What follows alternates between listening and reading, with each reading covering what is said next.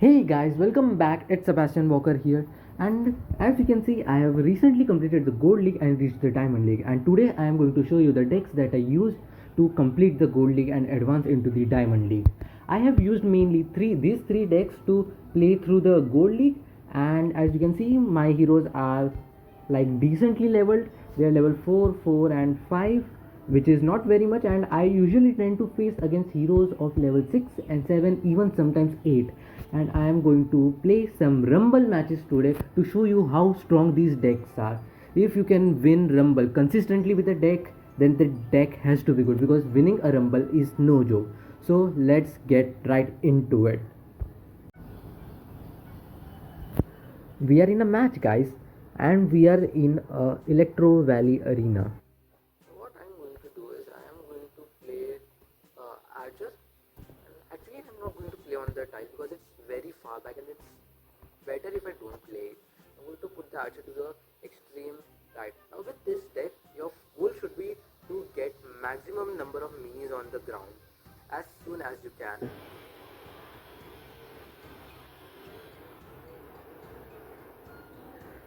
Now, as you can see, I am, because of my giant skeleton bomb exploding at the correct time, I am even able to defeat a countess which was 3 levels higher than me, a level 7 countess. That's how strong this deck basically is. And this time I will be going against the shield maiden. So as I was saying, the ideal strategy is you want to get down all the troops as soon as you can. Now in this case, my opponent has a healing ranger.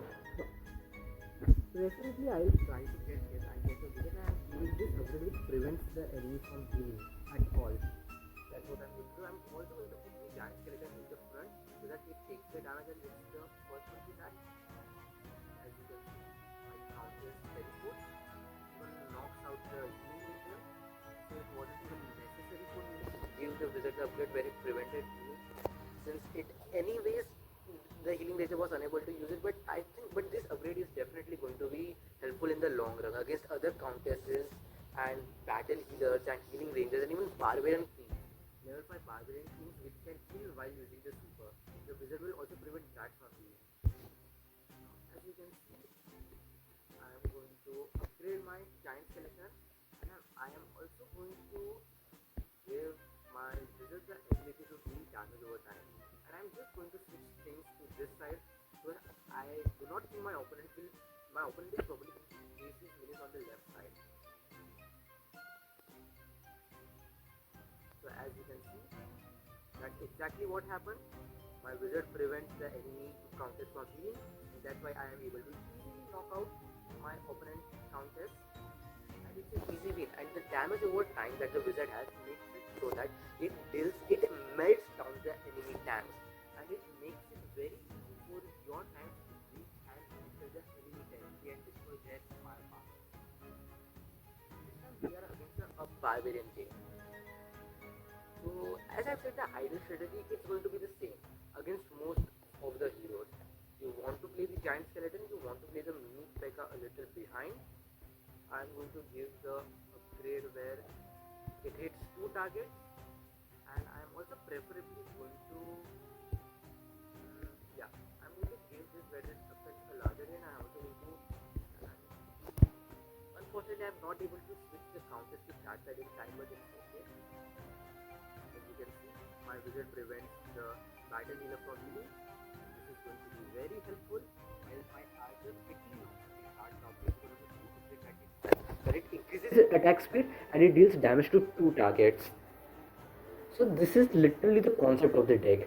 You play the giant skeleton, mini P.E.K.K.A and battle healer to tank, and so that the battle healer heals the giant skeleton and the mini P.E.K.K.A, while as long as your tanks are alive, the wizard and archer destroy your enemy tanks and the enemy support from behind.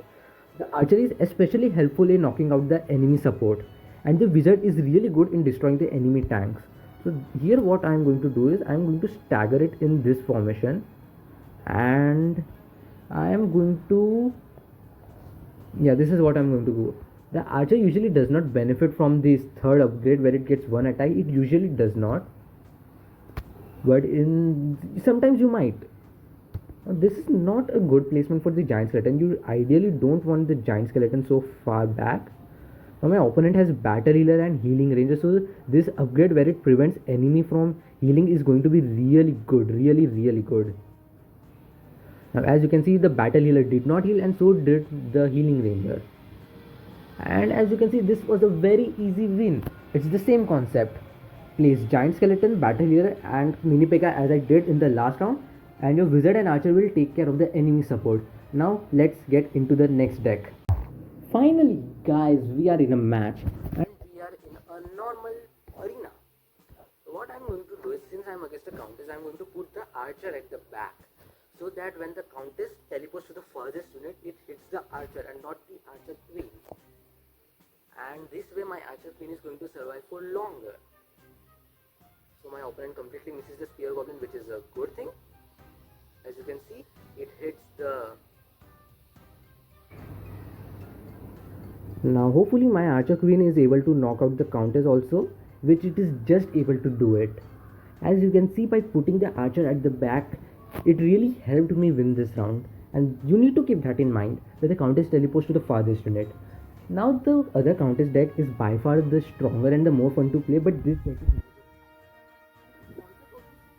also very similar to the countess deck.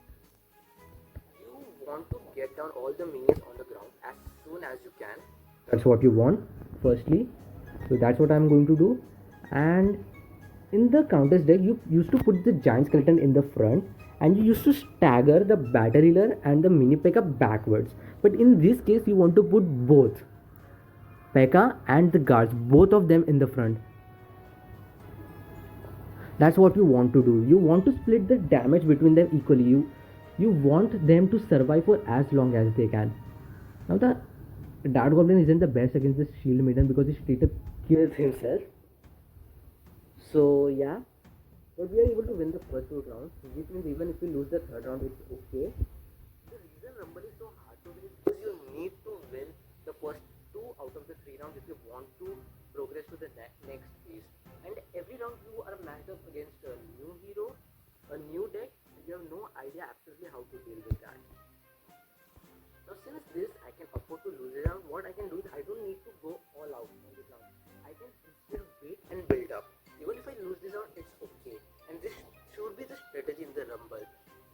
This is more like a waiting round for me. So I'm going to not bother going to reroll and try to get a win in this round itself. So as you can see, the countess is not even able to teleport and we still managed to win the third round. Now as I've said, in this deck you want to put both the P.E.K.K.A and the guard in the front so that they split damage equally.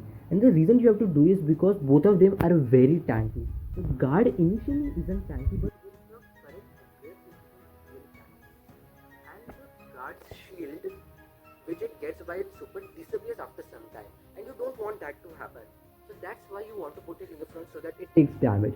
And the P.E.K.K.A's shield, the block, it also lasts for a limited time. So you also want to put that in the front so that doesn't get wasted either. I'm going to put down an ice wizard. I am also going to give this the upgrade and I'm going to go for this. This is what I'm going to go for. Now my opponent has a battle healer, which is going to be a little tricky to work against. Now my archer is going to hit the Dart Goblin and the archer, both of them. Now hopefully it will knock out both of them soon enough. As you can see, it does. And the P.E.K.K.A locks onto the Shield Maiden, which is even better. Now my Dart Goblin needs to stun the battle healer. Even if it doesn't, the P.E.K.K.A deals high damage, so we are able to get the win. But yeah, this could have been a little more trickier. But it is not. Now we are in our final round. My opponent is also undefeated. So what we are going to do is, as I said, we are going to split the cap. Now my opponent has what we are going to do. We are going to split it like this. I am going to give this upgrade. And this is how I am going to go about it. I'm spreading not normally you don't want to spread, but in this case I'm going to spread because there's a magic archer and you normally you really don't want to lie there. As you can see, my dark goblin needs to survive. That's the only way I'm going to win. And as you can see, my dark goblin manages to clutch because of the ice wizard slow, very greatly slow. That's a very important aspect. You can easily see that it has a slow hand on the opponent's minions. Ice wizard is a very underrated minion. It's very common, people don't realize it. So back to the concept, it's the same. You want to put both the P.E.K.K.A and the guard in the front, and you want to try to get all the minions down on the board as soon as you can. Now let's get into the last deck. So guys, this is the final deck, the Barbarian King deck. I used this deck in the initial stages of the Gold League. I didn't use this much in the later stages. I used more of the Countess and the Archer Queen, but this deck is very good. It isn't. This is a very strong deck, and it's mainly because of the buff that the Barbarian King got in the recent Kings. Now, if my Barbarian King was level 5, it would have been even stronger. But level 4 is also fine. It's not a problem. My opponent completely misses this Spear Goblin. Now, what I need to do is my Barbarian King needs to activate the super as fast as it can and knock the Dark Guard, which my Dark Goblin does. Now the Dark Goblin actually pairs up really well with the Barbarian King because its attack speed increases with every attack. And if the damage also increases, then the DPS increases significantly with time. Now in this case, you want the Barbarian to take damage as much as it can so that it activates its super faster, and that is very important. That's actually very important. That's what you want. You want the Barbarian King super to be activated as fast as it can, because the faster it activates, the faster your deck is able to increase its damage output. So that's why you want to stagger your the knight backwards as well, like the same as you did in the Countess one, where you put the giant skeleton in the front and you stagger the battle healer and the mini P.E.K.K.A towards the back. In this case, you want to put the Barbarian King in the front and you want to stagger the knights backwards. You can place the miner anywhere you want on the board because it really doesn't matter. It's going to go underground to the back, and you want to increase. This is what I'm going to do. I'm going to actually switch the position to. I'm going to shift my play completely to the right side of the board because last time it was on the left side. That's why my opponent is probably going to put their minis on the left side. If it does not, then I'm probably going to lose this round. So let's see. And my opponent did not, so I think I'm going to lose this round because I got messed up. Let's see how this one goes. As you can see, it's not going too bad. Now the knight is a very decent tank. When it gains the shield, especially with the first upgrade, which nearly doubles the duration. Not quite, but it gains 3 extra seconds, so it becomes 7 seconds instead of 4 seconds. And that actually makes it a really good tank. It's kind of like the P.E.K.K.A shield in the Archer Queen deck. Now, what I'm going to do is I'm going to give the Dark Goblin the ability to stun. I'm also going to give. This is what I'm going to do. I'm going to place the Magic Archer on the completely left side, and I'm also going to. I'm going to give this the ability where it is able to. Because I can see them punching up. The wall, the bomb. Now, as you can see, since my partner is able to activate its super, that is actually the most crucial part. You need the partner to be activated as soon as possible, because when the DPS is when everyone takes that one damage, it's crazy how fast your minis can just destroy the opponent. It's a nightmare for the opponent to deal with. So what I'm going to do is I'm actually going to, the opponent has a knight, a magic, this is what I'm going to do. I'm going to play it like this, and this is how I'm going to play my I'm spreading them. I normally don't want to spread, but the reason I am spreading it so much is because of the fact that my opponent has a magic archer. As you can see, my Barbarian King activates its super faster, and that's why I am able to get an easy win. That's pretty much the strategy. You want the barbarian king to take damage as soon as possible and get that super activated quickly, and after that your minis, they will do the work themselves. You can watch the magic happen. That's how you win using this deck. This is also very strong deck and you can crush your opponents with this. So guys, now I showed you how to play all these 3 decks. And how to win with them at Rumble. If you can win Rumble with these decks, then you know that the deck is strong, because winning a Rumble is no joke. You can use any of the 3 decks to complete the Gold League very easily. All of the 3 decks are very strong. If I have to rate these decks in their order of strength, I think this is by far the strongest deck. Then comes the Barbarian King deck, because once the Barbarian King activates, It's death for your opponent. They don't stand a chance. And this is the least. Although the Archer Queen deck is slightly easier to play, I think, than the Countess deck. But if you can play the Countess deck well, you are going to destroy your opponent. as you can see, I am on a 16 bit. I made this with this Countess deck itself. So yeah guys,